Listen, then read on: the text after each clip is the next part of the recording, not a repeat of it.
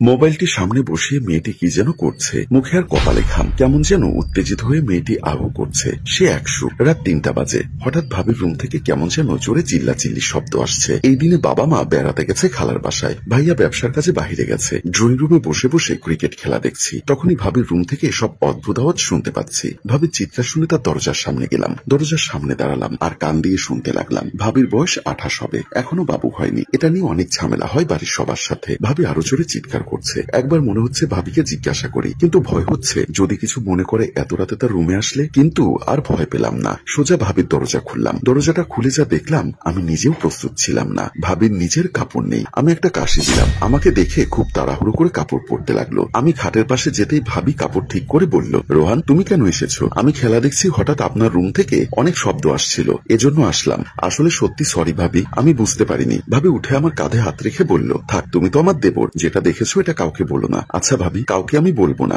সমস্যা নেই, আপনার এটা নিয়ে চিন্তা করার দরকার নেই। কিন্তু ভাবি একটা প্রশ্ন করব, উত্তর দিবেন? আচ্ছা বলো, আপনি এই যে কাপড় ছাড়া হাতে মোবাইল ছিল, আর কি করছিলেন? আসলে যেহেতু তুমি সব দেখেই ফেলেছো, তাহলে তোমার কাছে কিছু লুকোবো না। দেখো, তোমার ভাইয়া আমাকে ঠিকভাবে সুখ দিতে পারে না, তাই বাধ্য হয়ে নিজের কাজ নিজে করতে চেষ্টা করছি, কিন্তু হচ্ছে না। আচ্ছা বাদ দাও রোহান, তোমাকে কিছু বলি, তুমি উত্তর দিবে? আচ্ছা ঠিক আছে ভাবি, বলুন, তুমি কখনো কারোর সাথে রিলেশন করেছো? কিভাবে করব? আর আপনি তো সবই জানেন, যদি করতাম অবশ্যই শুনতে পেতেন। তা অবশ্য ঠিক বলেছো। ভাবি তখন বলল, আমাদের তো বিয়ে হয়েছে অনেক দিন ধরে, কিন্তু কোনো বেবি হচ্ছে না। তোমার ভাইয়াকে কতবার বলেছি ডাক্তারের কাছে যেতে, কিন্তু সে যায় না। আমার হয়তোবা এই বাড়িতে আর সংসার করা হবে কিনা জানি না। বিভিন্ন লোকে নানান ধরনের কথা বলছে, এটা আমি আর মেনে নিতে পারছি না। অনেকক্ষণ কথা বলার পরে রোহান ভাবির রুম থেকে বের হয়ে আসে। রোহান রুমে এসে খাটে আধ হেলান দিয়ে এসব ভাবছে। আর কিছুক্ষণের মধ্যেই ভাবি রোহানের রুমে এসে তাকে একটা কথা বলল। কথাটা এমন ভাবে বলল রোহান না করতে পারলো না। দেখো ভাবি, এটা কিন্তু অন্যায়। অন্যায় নয়, আমি কিচ্ছু বুঝি না, আমার একটা বেবি দরকার। তোমার ভাই তো আমার একটা বেবি দিতে পারলো না, তুমি যদি না করো তাহলে আমার এই বাড়িতে থাকা সম্ভব না। রোহান অনেক চিন্তা ভাবনা করে বলল, আচ্ছা ঠিক আছে, কিন্তু এই কথা কাউকে বলতে পারবে না, এটা আমার সাথে ওয়াদা করতে হবে। আচ্ছা ঠিক আছে, আমি কাউকে বলবো না। তারপর ভাবি রোহানকে খাটে ফেলে দেয়। তাদের মধ্যে যা হচ্ছে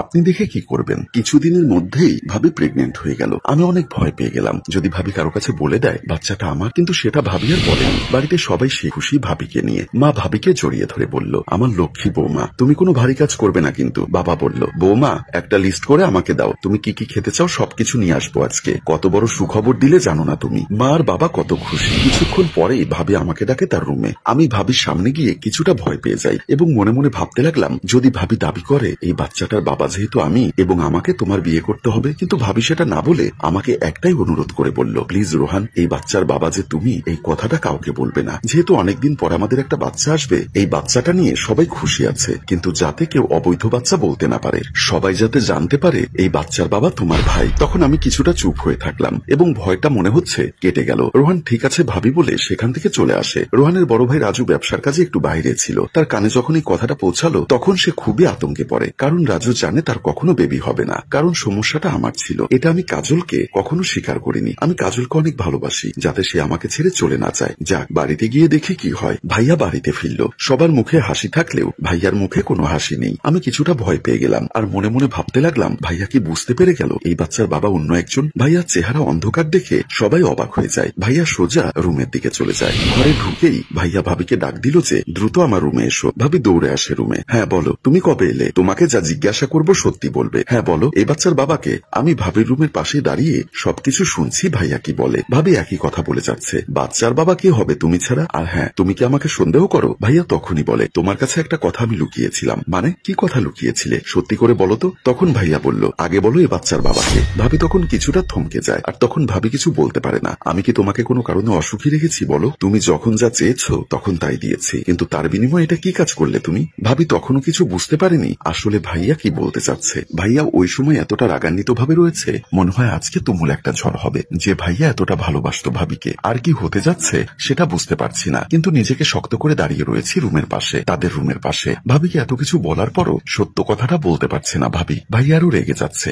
আর এরই মধ্যে ভাইয়ার মুখে যা আসছে তাই বলতে শুরু করলো ভাবিকে। ভাবি অনেক কান্না শুরু করলো। তখন আর নিজেকে কন্ট্রোল করতে পারছি না। যেহেতু এই বাচ্চার বাবা আমি ছিলাম, আমি যখনই তাদের রুমে যাব, আমি এখনই তাদের রুমে যাব আর সত্যটা বলবো। তখনই আমার মা ডেকে উঠলো, রোহান। ডাক শুনে আবার মায়ের রুমের দিকে চলে গেলাম। মায়ের পাশে গিয়ে বসলাম। বাবা রোহান, আমার শরীরটা বেশি একটা ভালো লাগছে না, ডাক্তার ডেকে একটু দেখাবি বাবা? আমি আর দেরি না করে ডাক্তারকে কল দিলাম। আমার আম্মার আবার একটু হার্টের সমস্যা আছে, মাঝে মাঝে প্রায় অসুস্থ হয়ে পড়েন। মাকে ড্রয়িং রুমের সোফায় বসানো হলো। ডাক্তার আমার মাকে ভালো করে দেখে বলল, আপনি বেশি টেনশন করবেন না, সবসময় হাসি খুশি থাকবেন, ইনশাআল্লাহ সব ঠিক হয়ে যাবে। আম্মা তখনই বলে উঠলেন, এখন তো আমার হাসি খুশি থাকার দিন, যেহেতু আমার একটা নাতি আসছে আমাদের বাড়িতে। এই দিনটার আশা অনেক দিন থেকে করছিলাম। আল্লাহ আমাদের মুখের দিকে তাকিয়েছেন। আল্লাহর অশেষ রহমত, আমি শেষ বয়সে আমার নাতির মুখটা দেখে যেতে পারবো। এটা তো খুশির সংবাদ। দোয়া রইল আপনাদের পরিবারের জন্য। এরই মধ্যে ভাইয়ার রুম থেকে অনেক ঝগড়া শোনা যাচ্ছে। ভাইয়া অনেক চিৎকার করছে। তখনই আমি তাদের রুমে গেলাম আর ভাইয়াকে বললাম, মা অনেক অসুস্থ, তুমি দ্রুত বাইরে এসো। ভাই আমার কথা শুনে দ্রুত রুম থেকে বের হয়ে যায়। ভাইয়া আম্মার কাছে এসে পাশে বসে বলল, কি হয়েছে আম্মা, তোমার কি রকম লাগছে? আমি ঠিক আছি বাবা, খুশিতে নিজেকে আর সামলাতে পারছি না। তাই হয়তো। কেন এত খুশি হয়েছো তোমরা, সেটা বলবে তো? বাবা বলল, কেন, তুই জানিস না কি হয়েছে আমাদের বাড়িতে? তখনই ভাইয়া বললেন, না, তোমাদের মুখ থেকে শুনতে চাচ্ছি। মা হেসে বলল, দেখো পাগল ছেলের কাণ্ড দেখো, তুই বাবা হতে চলেছিস আর আমি দাদি। কেউ আমাকে আর বলবে না তোর বৌমার কেন বাচ্চা হয় না। সত্যি আমি অনেক খুশি বাবা, এই দিনটার অপেক্ষায় ছিলাম আমি। ভাইয়া তখনই কিছু বলতে যাবে, কিন্তু বাবা মায়ের কথা চিন্তা করে আর কিছু বলল না। বাবা একই কথা বলতে লাগলো, আজকের দিনটার জন্য অনেক অপেক্ষা করেছিলাম। একটা নাতির জন্য কত মানুষের কথা শুনেছি, আল্লাহ ঠিক আমাদের কথাটা শুনেছে। ভাইয়া মনে মনে রেগে ফায়ার হচ্ছেন, কিন্তু প্রকাশ করছেন না। আবার কিছু বলতে যাবেন, তখনই দেখে ভাবি পর্দার আড়ালে সবটা দেখছে। ভাইয়ার চেহারায় বেশ রাগ। আর এখানেই টান টান টুইস্ট রেখে আমাদের গল্প শেষ হয়। সম্মানিত ভিউয়ার্স, সত্যটা কি উন্মোচন হবে নাকি আরো খারাপ কিছু অপেক্ষা করছে দেবর ভাবির জন্য? সবটা দেখবেন দ্বিতীয় পর্বে। মনে রাখবেন, গল্পের বেশি ভিউ আর শেয়ার না হলে আমরা পরের পার্ট নিয়ে আসি না। গল্পটির ভাবনা ও পরিচালনায় হাশেম রাজু, চিত্রগ্রহণ শিহাব ও শাকিল, প্রযোজনায় মঞ্জুর মোর্শেদ মিউজিক প্লাস। ধন্যবাদ।